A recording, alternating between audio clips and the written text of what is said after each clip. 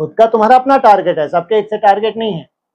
तुम्हारा जो भी टारगेट है अपनी दिनचर्या को देखते हुए, तुम्हारी अपनी तरह की दिनचर्या है, तुमको मालूम है कहाँ कहाँ में हल्कापन आ जाता है, कहाँ मेरे को ज्यादा से ज्यादा बहुत सुंदर तरीके से चार्ट मेंटेन करना होता है। उसमें 2 वेला तो तुम्हारी बहुत ही वैल्यूबल है। कौन कौन सी? अमृत वेला और नुमा श्याम। 4 घंटे लगभग अमृत वेला और 4 घंटे नुमा श्याम। इसमें 75% तुम्हारा कवर होना ही चाहिए। ये है तुम्हारी जीत का मुख्य आधार। और सबसे सुंदर जो तुमको वरदानी बनाता है वो है तुम्हारा ट्रैफिक कंट्रोल। उसमें जो तुमको बाबा की पालना मिलती है, वो उसका यूज करके देखो। ट्रैफिक कंट्रोल का यूज करके देखो। कितने ट्रैफिक कंट्रोल होते हैं? 24। अरे इनकी कोई विशेष नोंद है भविष्य के लिए?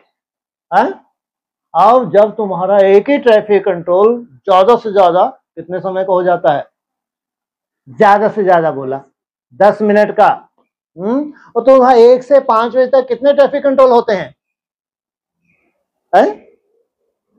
अरे ज्यादा से ज्यादा 10 मिनट का हुआ तो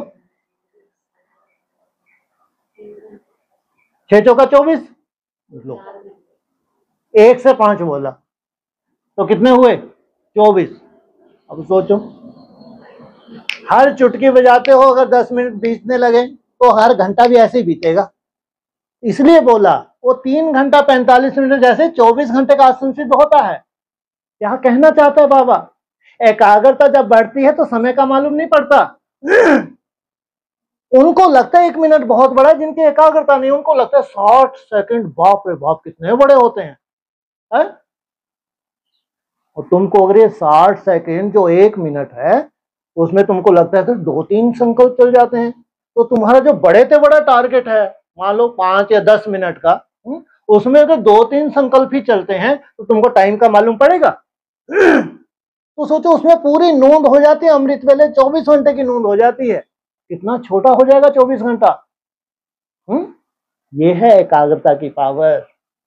जितना जितना निसंकल्प तुम्हारी पावर बढ़ती है, जैसे उसमें वो 24 जो ट्रैफिक कंट्रोल है वो 24 घंटे में, जैसे एक एक घंटा भी तुम्हारा कैसे जाता है, चुटकियों में जाता है, मालूम ही नहीं पड़ता। सुबह हुई शाम हुई, सुबह हुई शाम हुई, ऐसा दौड़ता है। सोचो, ये प्योर साइंस है, साइंटिफिक। इसमें कोई कृपा आशीर्वाद की बात नहीं। इसमें चाहिए तुम्हारे अलवेलेपन को दूर करने के लिए क्या चाहिए? दृढ़ता। ये बड़ी से बड़ी चाबी है। और ये चाबी किसको पसंद है? तो वो छीन ना ले। इसलिए अपनी प्लानिंग करो, है ना? अलवेलेपन को खत्म करने के लिए अपनी प्लानिंग है। बहुत वैल्यूबल समय है ये जो अपने 6 मास का चल रहा है। अभी अप्रैल से चल रहा है ये, है ना?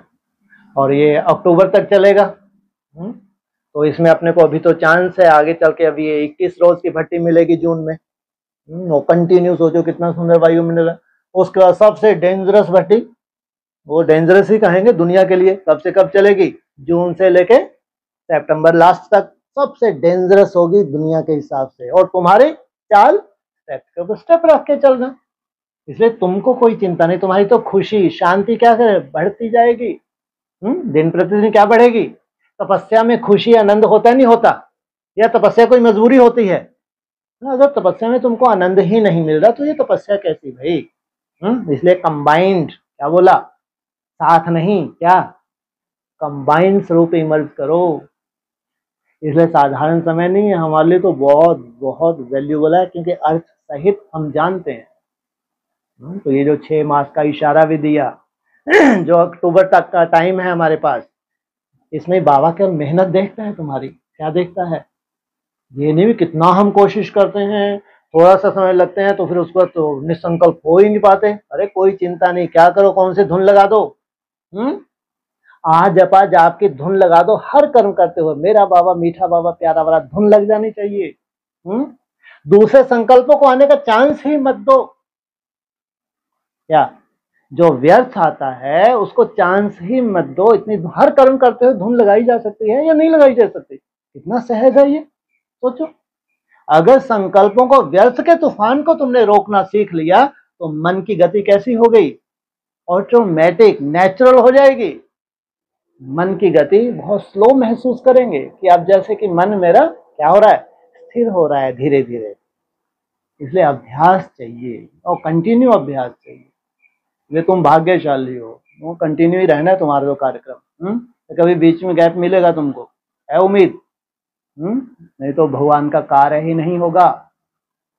अगर बीच में कहीं भी थोड़ा भी तुमको ऐसा गैप दे दिया तो इतना बड़ा कार्य जो 90 साल में नहीं हुआ, सोचो 10 साल में होना है, ऐसे ही हो जाएगा बैठे बिठाए है? या भगवान की कृपा हो जाएगी, कोई आशीर्वाद हो जाएगा, संभव है क्या? कितनी आत्माएं चाहिए? 16,000 चाहिए। नाभि कुंड से जुड़ जाएं 16,000 आत्माएं, सोचो बहुत बड़ा कार्य हो गया। उस नाभि कुंड से कितनी 16,000 आत्माएं, विश्व के किसी कोने में भी बैठी है वो आत्मा, वो उसका जुड़ जाना। इसलिए तुम्हारी सेवा है बैठे बिठाई, क्या होता है? योग बल के द्वारा क्या करते हो? विश्व को जीत लेते हो। सोचो ये 16,000 आत्माएं अगर संगठित हो गई, ये बहुत प्योर आत्माएं हैं, तो इनके योग बल से क्या बनेगा? भारत विश्व गुरु बनेगा।